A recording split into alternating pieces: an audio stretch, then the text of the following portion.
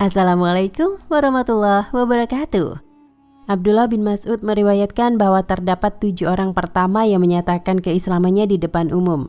Mereka adalah Rasulullah Shallallahu Alaihi Wasallam, Abu Bakar, Ammar bin Yasir, ibunya Sumayyah, Syuhaib bin Sinan, Bilal bin Rabah, dan Mikdad bin Aswad. Sementara Allah melindungi Rasulullah melalui pamannya dan Abu Bakar melalui sukunya, yang lainnya Ammar, Sumayyah, Syuhaib, Bilal, dan Mikdad ditangkap oleh kaum musyrikin dan dipaksa mengenakan baju baja dan dibiarkan berjemur di bawah sinar matahari yang terik.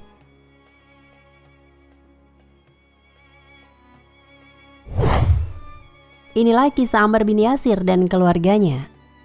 Yasir bin Amir, yakni ayah Ammar, berangkat meninggalkan Yaman, negerinya, untuk mencari dan menemui salah seorang saudaranya. Sesampainya di Mekah, dia merasa berkenan dan cocok untuk tinggal di sana. Setelah menetap di Mekah, dia mengikat perjanjian persahabatan dengan Abu Huzaifah bin Al-Mughirah. Abu Huzaifah kemudian menikahkannya dengan salah satu budak perempuannya yang bernama Sumayyah binti Khayat. Dan dari pernikahan mereka yang penuh berkah ini, lahirlah seorang anak laki-laki yang diberi nama Ammar. Keluarga kecil ini termasuk dalam golongan orang-orang yang masuk Islam pada masa awal.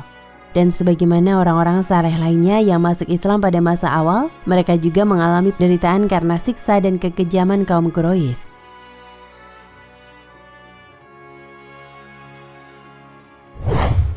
Di antara anggota keluarga ini tidak diketahui siapa yang terlebih dahulu masuk Islam. Namun dalam sebuah riwayat, Ammar bin Yasir mengaku bahwa dia masuk Islam atas ajakan Rasulullah langsung. Abu Ubaidah bin Muhammad bin Ammar meriwayatkan pengakuan dari Ammar bin Yasir. Aku bertemu Syuhaib bin Sinan di depan pintu rumah Arqam. Aku bertanya padanya, apa yang engkau lakukan di sini? Dia bertanya kepadaku, apa yang engkau lakukan di sini? Aku menjawab, aku ingin bertemu Muhammad dan mendengar apa yang dia katakan. Dia kemudian berkata, aku memiliki maksud yang sama. Kami memasuki rumah dan bertemu dengan Rasulullah Shallallahu Alaihi Wasallam. Beliau menyampaikan tentang Islam kepada kami dan kami berdua masuk Islam. Kami kemudian tinggal di sana sepanjang hari sampai malam tiba kami pergi secara diam-diam. Abu Ubaidah bin Muhammad bin Ammar berkata, Ammar bin Yasir dan Syuhaib masuk Islam setelah lebih dari 30 orang pertama masuk Islam. Semoga Allah meridhoi mereka semua. Abdullah bin Mas'ud meriwayatkan bahwa suatu waktu sekelompok orang Quraisy melewati Rasulullah saat beliau sedang bercengkrama bersama beberapa muslim yang miskin seperti Syuhaib, Bilal, Khabbab bin Arats, dan Ammar.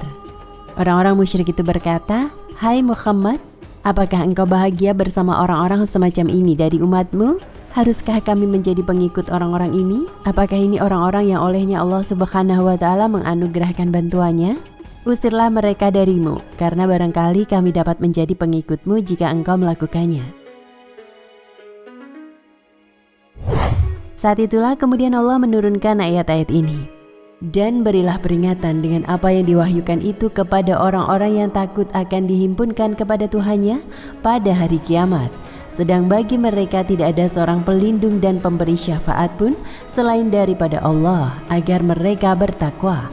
Dan janganlah kamu mengusir orang-orang yang menyeru Tuhannya di pagi dan petang hari, sedang mereka menghendaki keridhoannya.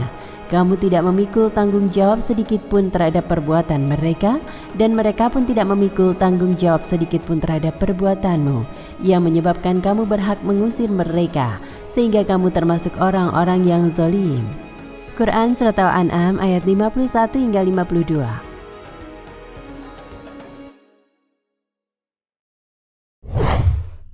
Demikianlah Ammar bin Yasir bersama keluarga dan beberapa sahabat miskin lainnya telah masuk Islam sejak masa awal. Namun karena orang-orang ini tidak memiliki pelindung atau kabilah di Mekah, kelak merekalah yang akan menjadi sasaran kemarahan orang-orang Quraisy yang menolak Islam. Khusus kepada keluarga Yasir, orang-orang Quraisy memerintahkan orang-orang Bani Makhzum untuk menangkap mereka. Sebab dalam sebuah riwayat dalam kitab Ijaz At-Tanzil dikatakan bahwa Ammar bin Yasir dulunya adalah budak milik Bani Makhzum yang telah dibebaskan. Ancaman yang pernah dikatakan oleh Abu Jahal sebelumnya bukanlah ancaman kosong. Mereka akan mengalami siksaan yang tidak terperikan. Demikianlah setelah kaum Quraisy melancarkan strategi baru untuk membendung penyebaran Islam, mereka menyasar golongan orang-orang yang lemah dari umat Islam. Keluarga Yasir termasuk golongan ini. Bani Makhzum menggelandang Yasir, Sumayyah dan Ammar ke padang pasir Mekah yang sangat panas. Lalu dideranyalah mereka dengan berbagai macam siksaan. Tindakan ini bukan hanya dilakukan sekali waktu, namun setiap hari. Rasulullah SAW yang pada waktu itu masih belum memiliki daya dan upaya untuk menolong mereka, hanya bisa mengunjungi ke tempat-tempat keluarga ini disiksa. Hati beliau hancur menyaksikan mereka disiksa. Pada suatu hari, Rasulullah mengunjungi mereka kembali. Mereka sedang disiksa, dipaksa untuk berbaring di atas pasir yang membara, serta dipukuli habis-habisan. Ammar beberapa kali dihempaskan ke atas bara api. Rasulullah sangat tersentuh atas kekejaman yang ditimpakan terhadap Ammar dan keluarganya. Beliau selalu menghibur mereka dan mengangkat tangannya dalam doa dan berkata, "Sabarlah, kalian sesungguhnya akan menemukan tempat tinggal kalian di surga."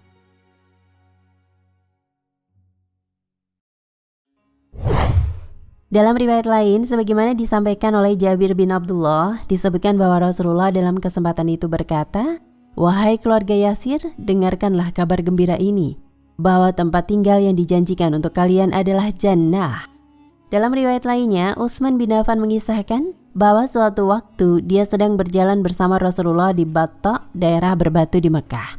Lalu mereka melihat Ammar dan orang tuanya disiksa di bawah sinar matahari untuk membuat mereka meninggalkan Islam. Ayahanda Ammar, Yasir, menangis. "Wahai Rasulullah, penyiksaan ini telah berlangsung selamanya." Rasulullah berkata, "Bersabarlah wahai keluarga Yasir. Ya Allah, ampunilah keluarga Yasir, yang mana tentunya sudah Engkau kabulkan." Yasir dilaporkan akhirnya meninggal karena penyiksaan yang terus-menerus. Lalu bagaimana dengan Sumayyah binti Khayyat, ibunda Ammar? Sejarawan Khalid Muhammad Khalid bahkan tidak sampai hati untuk mengisahkan secara gamblang apa yang terjadi kepadanya. Khalid Muhammad Khalid berkata, penderitaan dan pengalaman Sumayyah dari siksaan ini amat ngeri dan menakutkan. Tetapi tidak akan kami paparkan panjang lebar sekarang ini. Cukuplah kita sebutkan bahwa tanpa berlebih-lebihan bahwa Syahidah Sumayyah telah menunjukkan sikap dan pendirian tangguh yang dari awal hingga akhirnya telah membuktikan kepada kemanusiaan suatu kemuliaan yang tak pernah terhapus dan kehormatan yang pamornya tidak pernah luntur. Suatu sikap yang telah menjadikannya seorang bunda kandung bagi orang-orang mukmin di setiap zaman dan bagi para budiman sepanjang masa. Namun dalam riwayat lainnya kami menemukan gambaran yang cukup jelas tentang yang terjadi terhadap Sumayyah dan juga Abdullah, saudara laki-laki Ammar. Diyah bin Khalifah Al-Kalbi meriwayatkan bahwa Abdullah bin Yasir juga disiksa bersama saudara lelakinya Ammar dan kedua orang tuanya. Riwayat itu juga menambahkan bahwa Sumayyah mati syahid ketika Abu Jahal menusukkan tombaknya ke bagian paling pribadi dari tubuhnya. Yasir syahid dalam penyiksaan dan putranya Abdullah jatuh mati ketika sebuah panah ditembakkan kepadanya. Selain itu, Mujahid bin Jabir juga meriwayatkan syuhada pertama adalah Sumayyah, ibunda Ammar, yang mati syahid pada masa awal Islam saat Abu Jahal menusukkan tombaknya ke bagian paling pribadi dari tubuhnya. Khalid Muhammad Khalid mengatakan bahwa pengorbanan yang dilakukan oleh Ammar dan keluarganya dilukiskan dalam Al-Quran dan bukan hanya dalam 1 atau 2 ayat. Berikut ini beberapa ayatnya. Apakah manusia itu mengira bahwa mereka dibiarkan saja mengatakan, "Kami telah beriman," sedangkan mereka tidak diuji lagi? Quran Surat Al-Ankabut ayat 2. Apakah kamu mengira bahwa kamu akan masuk surga? Padahal belum nyata bagi Allah orang-orang yang berjihad di antaramu dan belum nyata orang-orang yang sabar. Quran Surat Al-Imran ayat 142.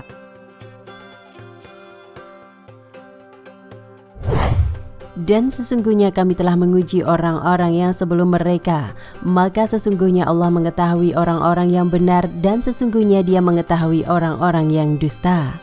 Quran Surat Al-Ankabut ayat 3. Apakah kamu mengira bahwa kamu akan dibiarkan, sedangkan Allah belum mengetahui dalam kenyataan orang-orang yang berjihad di antara kamu dan tidak mengambil menjadi teman yang setia selain Allah, Rasul-Nya dan orang-orang yang beriman, dan Allah Maha mengetahui apa yang kamu kerjakan. Quran Surat At-Taubah ayat 16. Allah sekali-kali tidak akan membiarkan orang-orang yang beriman dalam keadaan kamu sekarang ini, sehingga Dia menyisihkan yang buruk atau munafik dan yang baik atau mukmin. Quran Surat Al-Imran ayat 179. Dan apa yang menimpa kamu pada hari bertemunya dua pasukan, maka kekalahan itu adalah dengan izin takdir Allah, dan agar Allah mengetahui siapa orang-orang yang beriman. Quran Surat Al-Imran ayat 166.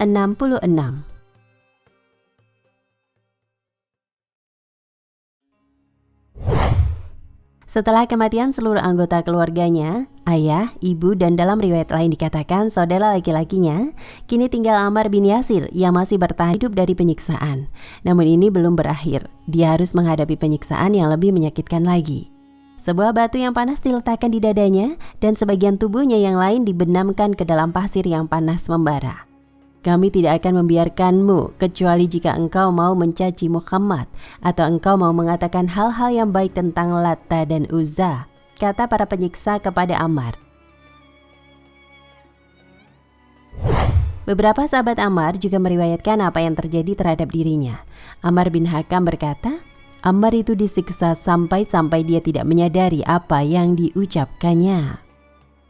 Selain itu, Ammar bin Maimun meriwayatkan bahwa ketika kaum musyrikin sedang menyalakan api untuk membakar Ammar, Rasulullah sedang melintas. Meletakkan tangannya di atas kepala Ammar, Rasulullah berkata, "Wahai api, jadilah sejuk dan nyaman bagi Ammar, seperti yang engkau lakukan untuk Ibrahim." Rasulullah kemudian memberitahu Ammar bahwa dia tidak akan mati karena penyiksaan ini, tetapi sekelompok pemberontak akan membuatnya mati syahid. Tetapi bagaimanapun juga, meskipun bersabar dan mendapatkan pertolongan dari Rasulullah, pada waktunya Ammar benar-benar mengalami penderitaan yang begitu berat. Suatu hari para tukang cambuk dan penderanya menggunakan segala daya dan upaya untuk melampiaskan kekejian dan kezaliman, serta untuk membuat patah semangat Ammar. Dia disiksa dengan besi panas, disalib di atas pasir panas dengan batu merah membara, ditindihkan ke dadanya, bahkan hingga ditenggelamkan ke dalam air untuk membuat sesak nafasnya. Tubuhnya penuh luka-luka dan kulitnya banyak yang mengelupas. Karena siksaan yang demikian berat ini, Ammar menjadi tak sadarkan diri. Orang-orang itu lalu berkata kepadanya, "Pujalah olehmu Tuhan-Tuhan kami." Lalu diajarkan kepadanya kata-kata pujaan itu, sementara dia mengikutinya tanpa menyadari apa yang diucapkannya. Abu Ubaidah bin Muhammad bin Ammar meriwayatkan bahwa kaum musyrikin menangkap Ammar dan menyiksanya dengan sangat kejam, sehingga untuk menyelamatkan hidupnya, dia akhirnya dipaksa untuk menghujat Rasulullah dan memuji Tuhan-Tuhan kaum musyrikin. Ketika dia datang kepada Rasulullah, Rasulullah bertanya kepadanya apa yang telah terjadi. Dia menjawab, "Segala yang terjadi sesungguhnya berjalan dengan salah ya Rasulullah. Kaum musyrikin terus menyiksaku sedemikian rupa sehingga aku dipaksa untuk menghujatmu dan memuji Tuhan-Tuhan mereka." "Bagaimana dengan keadaan hatimu?" tanya Rasulullah. Ammar menjawab, "Aku menemukan hatiku dipenuhi dengan iman." Rasulullah berkata, "Jika kaum musyrikin mengulangi siksaan mereka, engkau dapat mengulangi apa yang engkau katakan untuk menyelamatkan hidupmu." Muhammad bin Ammar meriwayatkan, Rasulullah bertemu Ammar saat dia menangis, mengusap air mata dari wajahnya. Rasulullah berkata, "Orang kafir menangkapmu dan membenamkanmu ke dalam air berkali-kali sehingga engkau dipaksa untuk mengatakan hal-hal tertentu, kata-kata kekufuran. Jika mereka melakukannya lagi, engkau boleh mengatakannya, kata-kata kekufuran kepada mereka lagi." Setelah Rasulullah mengucapkan kata-kata di atas, menurut sejarawan Safiyur Rahman Al-Mubarakfuri, turunlah sebuah ayat yang bunyinya, "Barang siapa yang kafir kepada Allah sesudah dia beriman, dia mendapat kemurkaan Allah, kecuali orang-orang yang dipaksa kafir padahal hatinya tetap tenang dalam beriman, dia tidak berdosa." Quran Surat Al-Nahl ayat 106.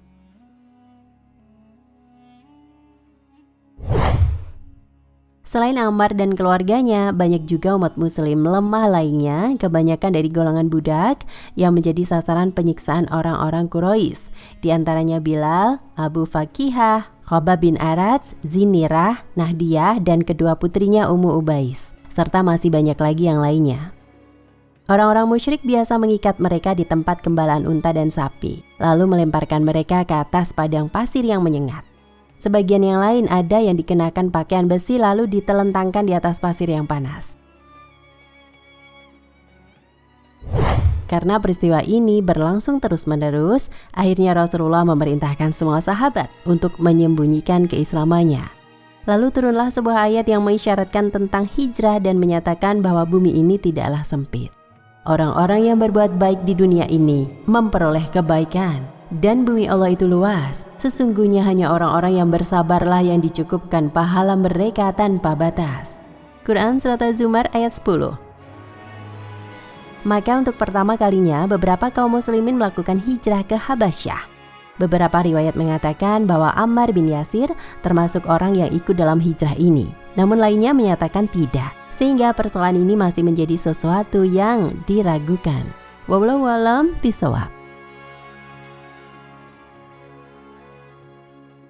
Nah pemirsa Ensiklopedia Al-Fatih, sampai di sini perjumpaan kita kali ini.